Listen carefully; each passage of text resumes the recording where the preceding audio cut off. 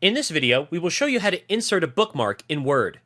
First of all, select the heading or the paragraph that you want to bookmark. Once you're done selecting, go to the Insert tab and click on the bookmark option available under Links.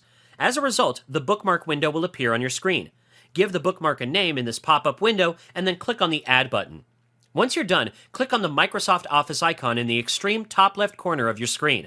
In the Word Options window, go to the Advanced tab and scroll down to the Show Document Contents section. In this section, check the Show Bookmarks option, and then click on the OK button to save the changes. You'll notice brackets will mark the area that you bookmarked. Bookmarks come in handy when you're working on a document that contains several pages.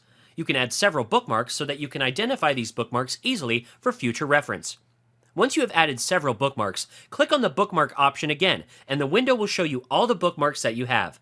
For the purpose of this tutorial, we have only added 3 bookmarks. If you want to go to a particular bookmark, simply select it and click on the Go To button. If you want to delete a bookmark, simply select the bookmark and then click on the Delete button.